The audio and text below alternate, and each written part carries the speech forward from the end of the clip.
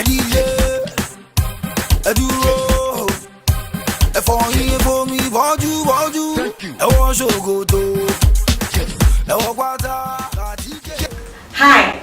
it's Precious Modi, reaching you live from Megalpoint-T.V. Today is another exciting edition of Personality Profile. Today with me in the studio is a man. Some people call him noble, some call him personality. But today we are going to find out so many things about him. I am talking about no another person but the owner of Karaoke nightclub, Mr. Ike. Welcome to the show. Thank you. I must say you look good. Thank you very much. Well, sir, before we move on, we want to have chat. There are so many people out there. Personally, me, I don't know your full names. You understand? So I would like you to do us a favor by telling us your full names. Well, my name is Mr. Ikechukwu Ezemba. And where are you from? I'm from Enugu State in Nigeria. That makes you an Igbo man. That makes me an Igbo man. You will quit it. Well, sir, honestly, you've made so well for yourself. You've affected the lives of so many people in this country positively. So before I start, I would like to find out the time this personal position you are handling right now, the nightclub, one of the best known nightclub in the city of Torino. How long did it take you to have it? How long did it take you to nurture it in you? Did you just wake up one morning and say, okay, today I'm going to go into the streets, look for a spacious place, have a nightclub and all that? So, I don't know. No, well, I started with my friend or my brother called Charles. Well, first we started working with one nightclub called Red Ball. After that, they closed the club. Then we started looking for our own. Then, fortunately, we met the one with Anna. That's a reaching Afit. So we went to the agency. We talked to him. The man gave us the hall. We paid Kasoni and everything. We started running the club. That was last year, before Easter last year. By the time you had this view of becoming a nightclub owner, who was the most important person in your life that, listen, you have to do it? I believe, who was the person that had that faith in you that you can actually actualize this? Who was that person that stood by you to make sure that you are what you are today? Well, it's my wife. And I have my brother called Charles. Your wife. You see what I say? That behind every successful man, there is always a tigress. Yes, sir. I am happy you have a wonderful and lovely wife. Yeah. I never knew you were married.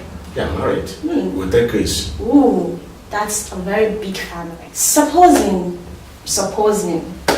you did not actualize this field of becoming a club owner, what else do you have in your agenda that you would have loved to do? Well, as an Igbo man, I love to be an importer. Okay, because that's the roots I'm on before I came to Europe.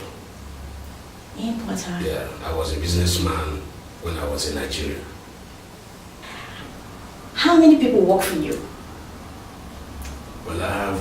How many workers do you have? I have 6 workers.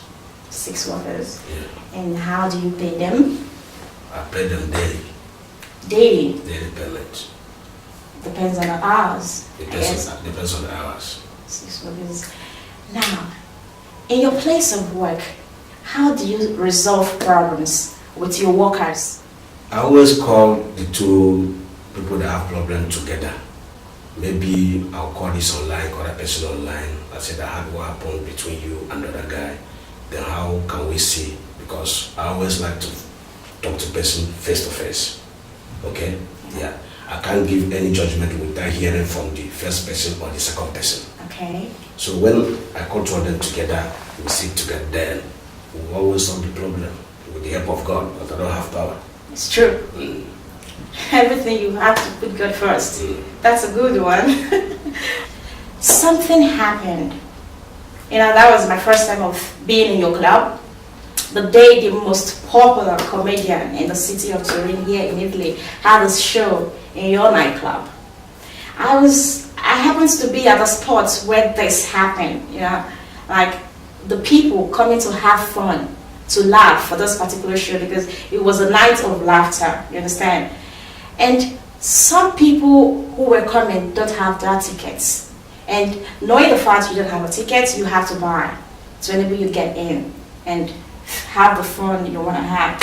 But most of them find it very difficult to pay. And some are like saying, go call me Ike, go and call me Obaz, go and call me this person that knows me very well. I don't pay before I get into the club. I just want to find out, in your club, people go in there free of charge, or they have a particular amount to pay or not? Well, the fact that the people that used to go enter the club without payment is those ones I give my VIP card. Okay. If you don't have VIP card, if you come here, you must pay. But if you have VIP card, you come to the gate, you give the VIP card to the bouncer, which is the butterfly in the Italian language, then they will keep the VIP card. When you want to go, you come to the bar and say, this is my name. They go to where they keep the VIP card and give it back to you for the next Sunday. But you see, sometimes Nigerians are very difficult to handle. Sometimes they will decide, boy, let's go.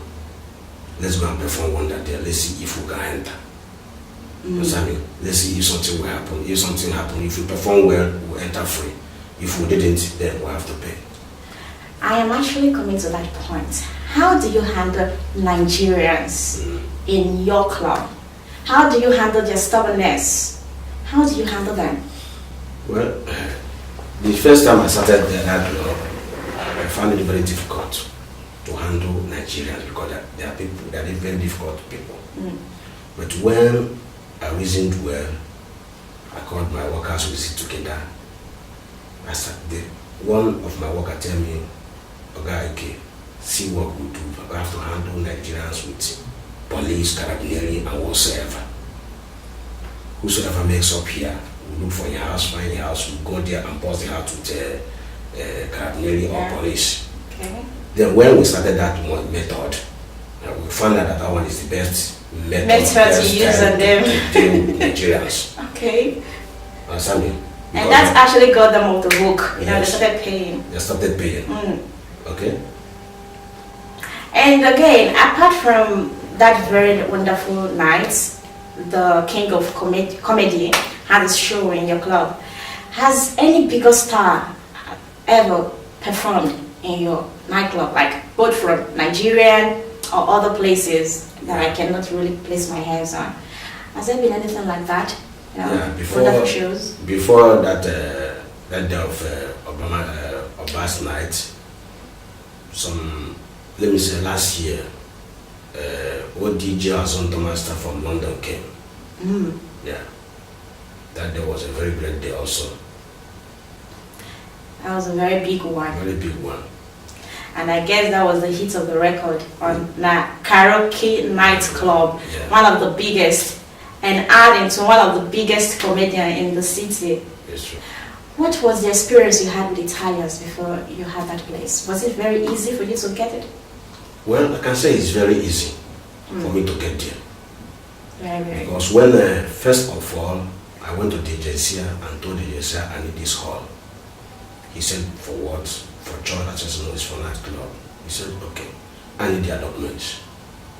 I submitted my documents. From there, we moved to Agency Entrato. I went there, told them this is the document the contract I present to have this hall as a nightclub. They said, okay, can we see a document? I gave them everything. They gave me some postpaid to go and pay some amount of money to bank. So I went and paid and came back the following morning. They gave me a certificate and told me this certificate is not enough for the club. You need to go to commune and acquire some certificates which comprises of selling of beer, brioche, and other small foods. So I can say it's very easy for me. That's good. Because honestly, I know that it's very difficult for foreigners, especially the blacks. Because I have everything that they need. And there is something I'm hearing in the town that you might, I don't know, now you're here, I just want to like confirm. At least what you tell me is certainly what I'll keep to myself and believe is the truth. I'm hearing that your club, your nightclub, it's a merged one with a white man. You know, there are days that this white man operates in that place, and there are also days you do your own thing in that place. Is it true? Are you just the only person that owns that place, or is merged with a white man? No, the club belongs to me, and the person that owns the club. Then the white man that picks on Saturday, they came there to rent. They rent Saturday for my hand. Ah, they rent. They rent. Not Saturday. merged. No, not Okay. merged. They rent on Saturday, which I signed contract for them. I signed contract for them. Okay? So that's what he said. So that was a gossip. It's not a merged one. No, it's You not, guys it's not have a merged club. an agreement that this is the day you need to operate. This is my own day. No, it's It's not a merged really club. rented. Yeah, they rent only on Saturday from me. Well, viewers, the word is rented. Yeah. You know, rented. But are there other ways you touch the lives of blacks and even whites, if the case may be? Is there any way you touch their life positively? Well, there is, but it's not what I will explain to you for now. Okay, it's private. It's private. We'll seal that one. Well, before I say thank you for coming, what are your advice to many Nigerians there? Because some people believe that, I'm sorry, but I just have to like say it. Some people believe that before you need to make it, you need to be strong-headed. You need to be very, very wicked, you know, very harsh towards people. By the time you're very wicked, some believe in that word. If you are good, you are not being favored by people. And it's true. Because here in Italy, many Nigerians don't have documents. And when they came to the club to mess up, if I pick them with police, maybe they will deport them or they'll put them in prison. Which means I'm a wicked man. Okay? Okay. Because they don't behave well. But when you behave well, I won't have any problem with you. I'll be your friend. Okay. So in that word wicked, you were actually wicked because the person messed up. Yeah. That does not make you a wicked person inside. So what are your advices to people who believes that being wicked is when they get it? Do you really want them to move on with that kind of life? They should be very wicked so as to make it a life, or what are your advices to them? Well, my advice for them is for them to change for their bad behaviors and do the good ones. Because our people say sweet tongues can never give two people quarrel. Sweet tongues. Sweet tongues can never bring quarrel between two people. Ah, that's good one. Good adage. I'll remember that. For example, let me explain. For example, if I say, please get away from here. I say, okay, thank you, sir. There's no problem. I'll get away from here. But if you challenge me, then there will be a problem between me and you. Don't understand? There will be a problem between There won't. Okay, there won't. There won't. Okay. If I say, get away from here, I will insult you. You say, okay, thank you, sir. I will get away from here, sir. There's no problem. See you tomorrow, sir. But if you challenge me, understand me? Yeah. Two of us will get a problem. That's good. So what are your advices to those looking up to you, those who appreciate what you do and they like what you do and they always want you to like keep doing your good work? What are your advice to generally Nigerians here in this country? Well, my advice to them is that they need to be humble, gentle, and they need to know what brought them to Europe. Not making trouble, smoking ego and whatsoever. So if they have been living such bad life in Nigeria and they are here in Europe, all these things, they must be minors. They have to pick the good ones. and leave the bad ones. Without it, none of them will progress. They need to be humble, respectful, and gentle. Then leave their bad lives that they have been living in Nigeria behind, and pick the good ones to enable them get there. So, is there any challenges you had? Let me use this as a wrap up for today. What are the challenges you had when you were coming up? Well, many, so many. First of all, when I opened that club newly, one Nigerian guy just like me came beside my own club and opened his own club. But I couldn't talk to him.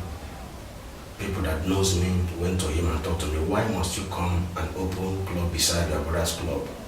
And you people are Igbos. He was actually an Igbo man. An Igbo man from Delta State. So people talked to him in so many ways, but he refused. When the challenge started going on, people don't used to go to the club. They said, no, what he did is very bad, we're all Nigerians. And you actually had that position before him? Yes. So that means you knew people more than him, I guess. I knew people more than him. Just 6 months he closed his club because there's no customer for him. So that was a very tough challenge. That was a very tough challenge for me. Apart from the night clubbing in your hall, is there any other thing you use it for? Do you give it out to something bigger to people? Yes, I use the club for so many things. But I will just mention one or two. Okay. There's an association in Torino here called Nite. I used to help them, give them the hall free because they started newly.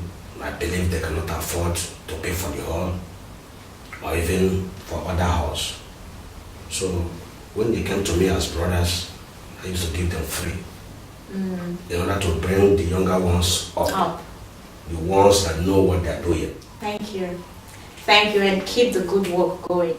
Till we come your way next time, it's Megalpoint-T.V.